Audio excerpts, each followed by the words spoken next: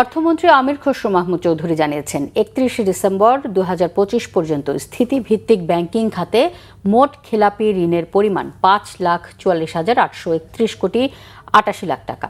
তাছাড়া সংসদে তিনি শীর্ষ ২০ ঋণ খেলাপি প্রতিষ্ঠানের তালিকাও উপস্থাপন করেন।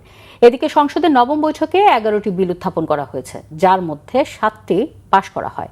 আহমেদ সরার রিপোর্ট।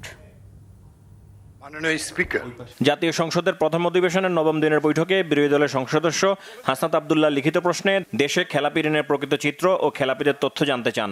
টেবিলে উত্থাপিত উত্তরে অর্থমন্ত্রী আমির খসরু মাহমুদ চৌধুরী জানান, ২০২৫ সালের ৩১ ডিসেম্বর পর্যন্ত ব্যাংক খাতের খেলাপি ঋণের পরিমাণ দাঁড়িয়েছে ৫,৪৪,৮৩১ কোটি ৮৮ লক্ষ টাকা।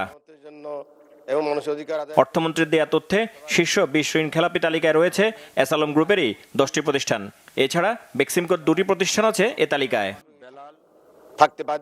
এদিকে চলতি ২০২৫-২৬ অর্থ বছরের বাজেটে প্রথম প্রান্তিকের বাজেট বাস্তবায়ন অগ্রগতির প্রতিবেদন উপস্থাপন করেন অর্থমন্ত্রী। প্রতিবেদনটি পঠিত বলে গণ্য করার জন্য আপনাকে বিনীতভাবে অনুরোধ করছি। ভূমি ব্যবহার নিয়ন্ত্রণ ও কৃষি ভূমি সুরক্ষা বিলটি উত্থাপন করেন কৃষিমন্ত্রী মিজানুর রহমান মিনু।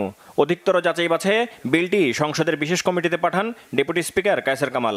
ও কৃষি ভূমি সুরক্ষা। এদিকে সময় স্বল্পতার কারণে ১৩৩টি অধ্যাদেশ বিল আকারে পাশ করানোর জন্য সংসদের অধিবেশন 2 বেলা করে চালানো হবে বলে জানান চিফ হুইপ।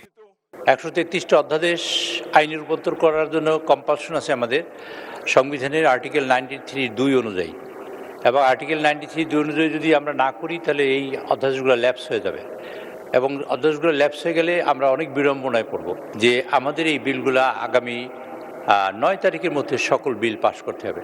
আমরা সিদ্ধান্ত নিয়েছি আগামীকালকে সকাল 10:30 থেকে আমাদের সংসদ শুরু হবে, আমাদের ফার্স্ট সেশন, এবং আমরা দ্বিতীয় সেশন করব বিকাল 3:30টায়। প্রয়োজন যদি হয় তাহলে আমরা দেখব, এবং আগামী বৃহস্পতিবারের বেসরকারি সদস্যদের যে দিন আছে সেটাকে আমরা খণ্ডন করেছি, এই জন্য সেটাও সরকারি দিবস হবে। বেসরকারি সদস্যদের সেই দিন থাকবে না। এবং আমরা আরও সিদ্ধান্ত নিয়েছি যদি শুক্রবার প্রয়োজন হয় তাহলে শুক্রবার দিন বিকাল 3টা বা 3:30 থেকে শুরু করে আমরা কন্টিনিউ করব এই বিল শেষ না হওয়া পর্যন্ত। পরে দিনে সম্পূরক কার্যসূচি অনুযায়ী আইন প্রণয়নের অংশ হিসেবে অন্তর্বর্তী সরকারের সময় জারি করা ১৩৩টি অধ্যাদেশ বিল আকারে উত্থাপনের কাজ শুরু হয়। উত্থাপিত বিলগুলোর মধ্যে রয়েছে গণপ্রতিনিধিত্ব সংশোধনী বিল, নির্বাচন কমিশন সচিবালয় সংশোধন বিল, ভোটার তালিকা সংশোধন বিল সহ 7টি বিল। অ্যামেন্ডমেন্ট বিল 2026 পাস হল। এছাড়া জাতীয় মানবাধিকার কমিশন রহিতকরণ বিল, সুপ্রিম কোর্ট বিচারক নিয়োগ রহিতকরণ বিল এবং সুপ্রিম কোর্ট সচিবালয় রহিতকরণ বিল 2026 উপস্থাপন করা হয়েছে, যা নিয়ে পরে আলোচনা করা হবে।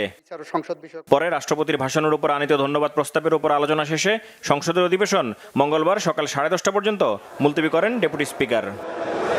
আহমেদ সরওয়ার, বাংলা ভিশন, ঢাকা।